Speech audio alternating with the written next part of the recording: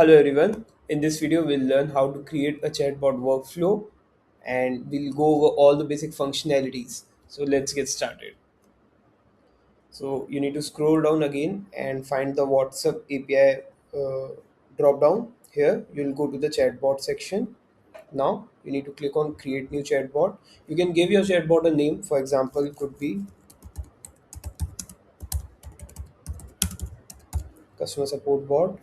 Let's create one. You can have multiple chatbots active at the same time. Now you need to click on the edit node to open the workflow. Here you can click on start from scratch. Now we have two options: keyword trigger, a new conversation trigger. So we have these two options. Keyword trigger triggers the chatbot over a particular message, right? So it could be give me support or I need support. So from listening the keyword support, the bot may get active. For all the other keywords, the bot will not respond, right? So let's try a keyword trigger bot. Now, the step one is whenever this particular keyword is received, I'll click here. So now I need to enter the keyword. Could be, for example, support. So we have again three options. The match type could be exact match, starts with or contains. So for example, if I say I want support escalation. So this in this particular sentence, the contains keyword will trigger the chatbot. In the exact match, if I type only support, then only it will work, right? And start with is self-explained. If the keyword is the starting point of the sentence, then the chatbot will trigger, right? So let's start with the exact match one, right? Here, whenever someone types support, the next message could be, so now I will drag a send image blog and I'll connect this here. Now I need to upload an image. So let's start with your brand icon. Here you can create a caption. So in the templates video, we learned how to use variables. So here we have some predefined variables. So let's start with name variable. So this variable will automatically pick up the registered name over WhatsApp. Hello name,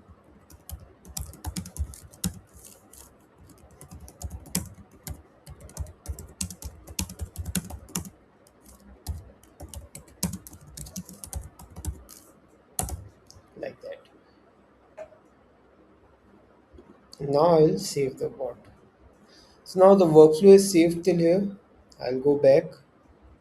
The most important part is you need to turn on this toggle. Now the workflow is active. Let's test this over WhatsApp. So this is an important step. You need to select the particular API number on which the bot is active. So it is currently active on this number. So I need to send message on this. I'll go to my WhatsApp. And if I send a hi message, this will not trigger because a keyword was support. So again, I need to type support. Now on the exact match of support, this will give me a response like that. Hello, Chirag.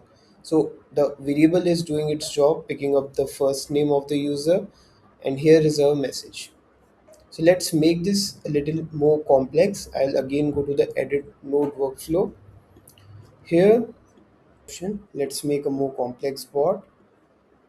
For this, I'll use the send message node. For this node, I'll click here. So this message text is mandatory, so I'll add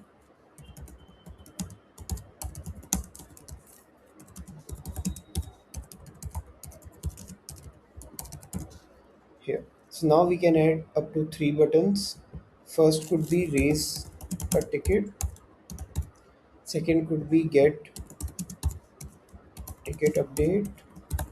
And third could be connect with human agent. So this has a word limit of 20 alphabets. Connect with agent here. So now I will connect this node with this one. And now there are three buttons available here. So for example, if someone clicks on raise a ticket, I can ask Please enter your customer ID.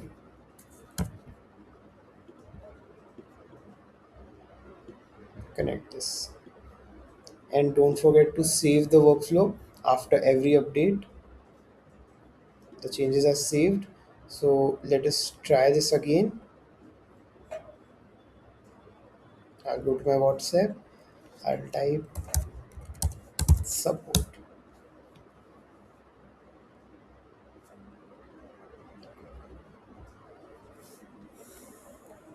Here, as we can see, the second message is received.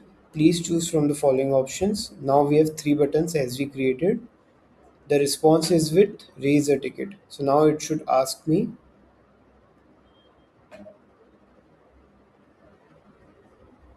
what, please enter your customer ID. So like this, we can create a workflow, and this is only a four-step workflow. We can create up to 70-80 steps workflow. Um, all right, for the next step, what if you want to ask another question? For example, I can duplicate this note. If someone enters their customer ID, next you must ask what is the issue you are facing.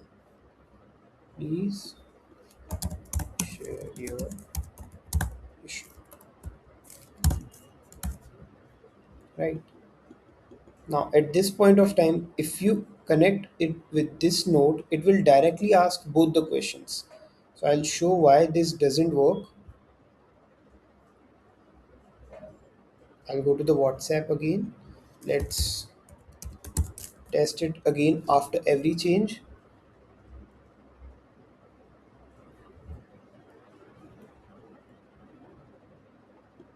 Raise the ticket. And now both the questions will be delivered at once. Before I could enter my customer ID,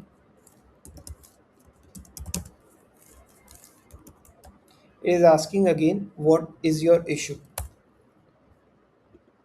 So for this, let's disconnect this first. We have another node which is wait for input. So after asking every question, we must wait for the input like this. So after connecting this, it will wait for the response. Once the response is received, then it will ask another question. But wait, the wait for input node can do much more than just waiting for the response. It can save that response to a system field as well. So for example, here uh, within this save to field, it says do not save to a field. So whatever response the customer is giving after we are asking customer ID, we can assume he is sharing his ID. So let us go and create a new system field. I will name it as customer ID, and I cannot use space. Okay, so label could be customer ID and the type. So here are multiple types available.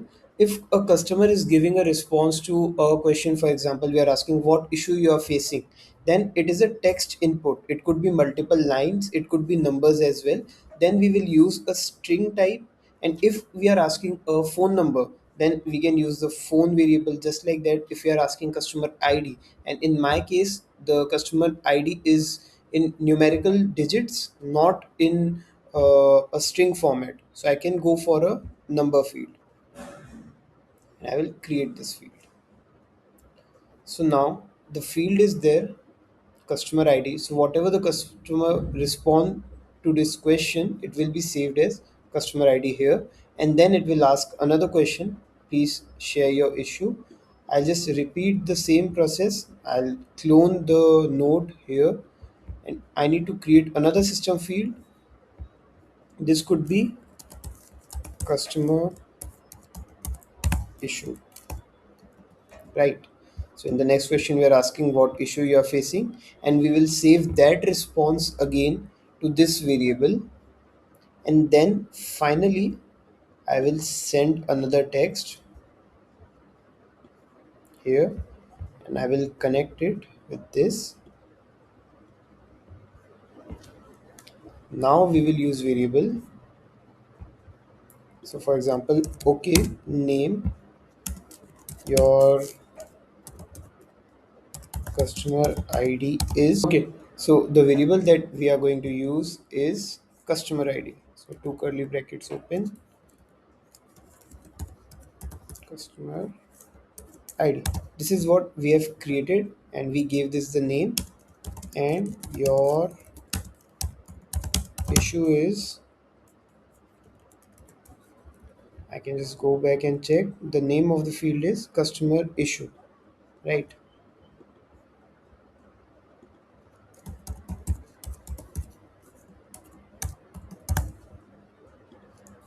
Full stop.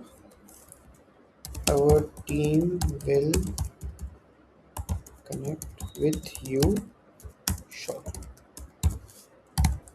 If you're facing or any doubts at this point, let's just wait for the workflow that will clarify everything. So this is a workflow. Let's just save this first, and now I will run this, and I think all the doubts will be cleared. For, let's say, support again to trigger the workflow. Now again, it will ask me three questions. Please support from the following options. Let's just go for raise a ticket. It will ask me my customer ID. So the customer ID is in number variable. So I must give a numeric output. Now it will ask me what issue I am facing.